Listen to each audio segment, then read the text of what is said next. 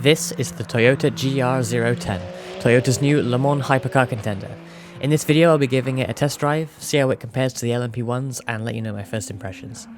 The Hypercars have replaced LMP1 as the top category at Le Mans and in the WEC this year, and finally we've got a chance to drive one in a sim. This is a mod for Assetto Corsa by United Racing Design, which is a name you might remember if you've been around sim racing for a while, and it's a payware mod, so it'll set you back €4 if you want to give it a go. I'll put a link to the mod in the description below. Let's jump right in.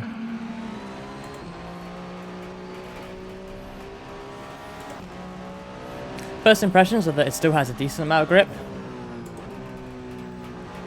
This first lap's probably going to be quite slow, just taking it easy, trying to see where the limit of the grip is. Yeah, I can go faster through cops there, but definitely doesn't have the same level of downforce as an LMP1. Right, here we go. Oh, yeah, a bit too deep.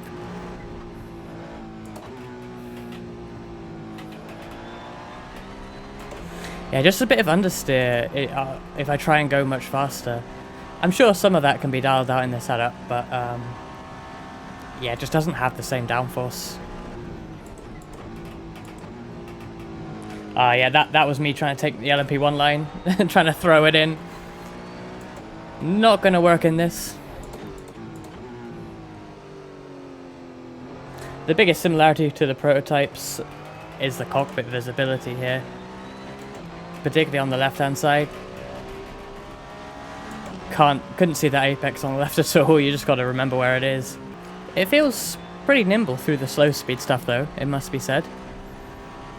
Usually when I drive LMP1s, they're kind of a boat through those really tight corners. This thing actually handles them pretty well, at least on default setup. It feels like I want to drive it like an LMP1, but I kind of have to hold back and think, wait, no, this is a completely new category, completely new driving style. I heard the Toyota drivers saying something similar when it comes to traffic in WEC. They were thinking, oh, I can outbrake the GT here, I can dive here, or I can out-accelerate them here with all my hybrid boosts, but and this thing you can't. And even though it feels like a P1, it just doesn't have those same characteristics. Okay, one more lap of Silverstone.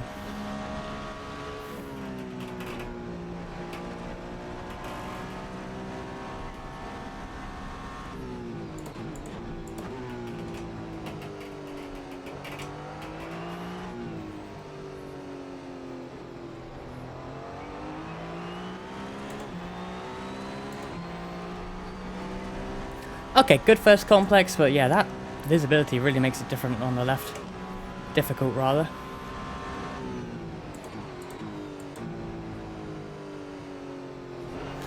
Nah, that slow speed braking, I can't do it. Not sure what the car wants me to do. Maybe I just need to stop trying to trail brake.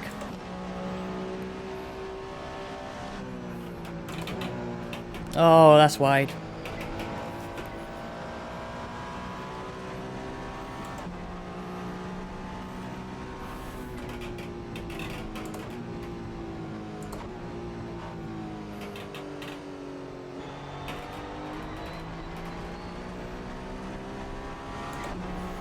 Three-tenths up, it's not bad. Still a bunch of mistakes, but you know, these are just my first laps.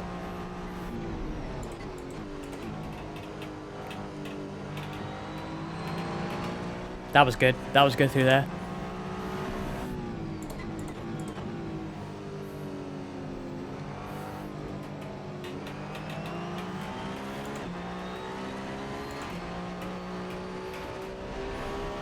Oh, good. Oh man, I was really fast in that last sector. Almost a second up. Next up is, of course, Le Mans, the real place this car is going to drive. So what better place to give it a drive?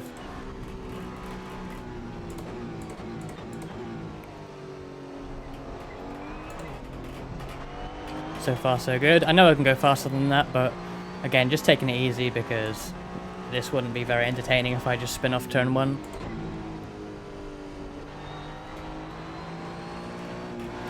Honestly, through there it feels like a prototype, really. Now let's see how fast it gets on the straights. I think LMP1s, what do they get up to? Like 320 kilometers an hour, I think, something around there on a good day. We're nearing it. 314, 315, 16. Almost the same. Well, that's probably a bit early on the brakes. Yeah. So almost up to 320. I don't know how accurate that is, obviously. I actually don't know how fast, what the absolute max speed of this car at Le Mans is. But certainly this mod is in a straight line, almost LMP1 top speed. Bit later into the second chicane. Oh, I can still probably be more aggressive there. The car definitely seems, or at least the default setup, if not the car itself, seems much more suited to Le Mans than Silverstone. I suppose that makes sense. This is, of course, a car built to win Le Mans, amongst other races, but yeah, so far it just feels like driving either an LMP1 or like an LMP2, a slower prototype. Oh, okay. There it is, the first big high-speed corner of the circuit into the Porsche curves, and my first instinct is to throw it in like an LMP1. Nope, can't do that. Oh my goodness. It doesn't ride those 4 chicane curves very well. A few moments later. And round we go. Okay. One final lap at Le Mans. Let's set a good fast lap and see how we compare to the real cars.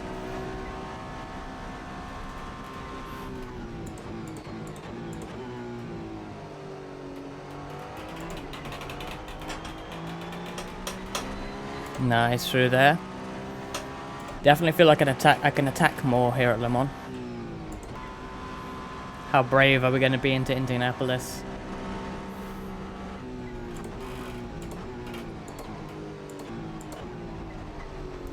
Too brave. Went a bit deep. Coming up to Porsche curves again. Let's remember not to just throw it in this time.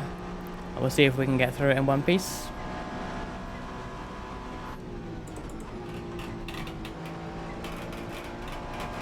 If anything, I was too slow there. Oh, flat through here though, nice. Oh, too much curb, too much curb.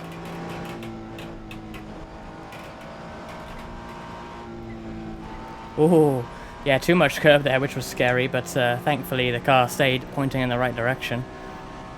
So it didn't lose much, but not ideal, that's for sure. Now, very careful here. Yep, it's trying to spin me. It's trying to spin me. And across the line. A 3:32.9. Not bad, really. So there we are.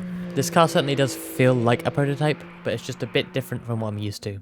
It's certainly got a lot less downforce, which is very noticeable at a track like Silverstone, but at Le Mans it felt much more like a normal prototype since you run such low downforce there anyway.